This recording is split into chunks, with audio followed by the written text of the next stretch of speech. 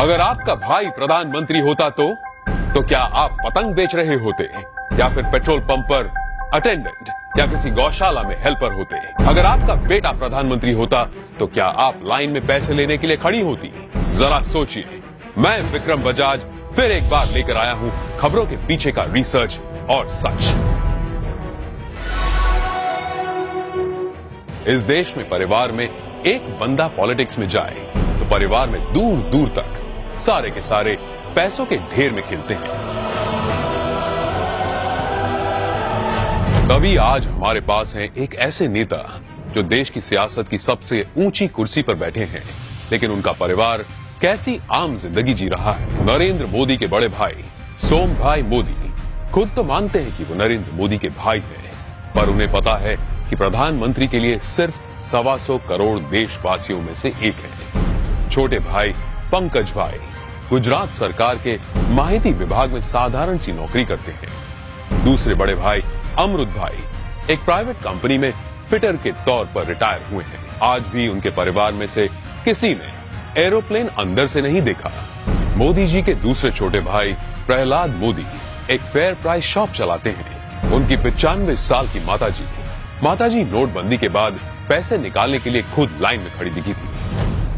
अब जब हम छोटे थे तो हमारा गुजारा करने के लिए अड़ोस पड़ोस के घरों में बर्तन साफ करना, पानी भरना, मजदूरी करना। आप कल्पना कर सकते हैं कि एक मां ने कितना कष्ट उठाया।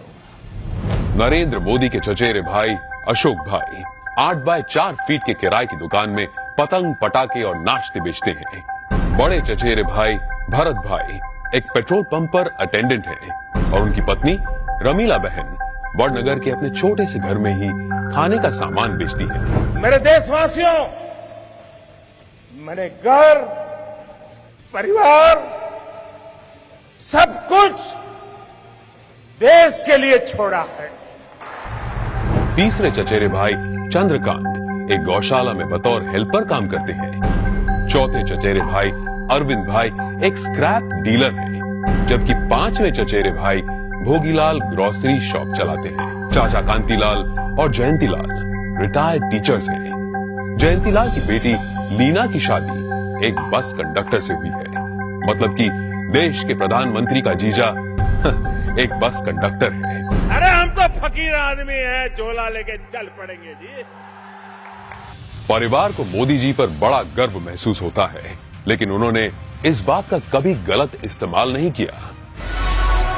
अब जरा सोचिए, दूसरी तरफ है यूपी के मुलायम सिंह यादव और अखिलेश यादव परिवार, जो सत्ता की खींचतान में अपने स्टेट, अपने लोग, अपनी जिम्मेदारियां और अपना होश तक भूल चुके हैं। गांधी परिवार जिसने अपने परिवारवाद से कितना बड़ा पॉलिटिकल एम्पायर खड़ा किया, और बिहार के लालू प्रसाद भी अरबों खरबों के घोटाले कर अपने खानदान को माला माल करते आए हैं। कश्मीर में भी लोगों का जो होना हो वो हो, लेकिन अब्दुल्ला परिवार के ऐशो आराम में कोई कमी नहीं आई। अब जरा सोचिए, नरेंद्र मोदी ऐसे कैसे प्रधानमंत्री हैं जो इतने बड़े पद पर होने के बावजूद अपने परिवार के लिए कुछ नहीं करते हैं? क्यों? जवाब साफ है, ये 25-50 लोग नहीं बल्कि 125 करोड़ भारतीय ही उनका परिवार है। 125 करोड़ देशवासियों में एक मोदी होगा, उससे ज्यादा कुछ नहीं होगा। अपने आप को पूरी तरह खपा दूं, आहूत कर दूं, तो उससे बड़ा जीवन का आनंद क्या होगा?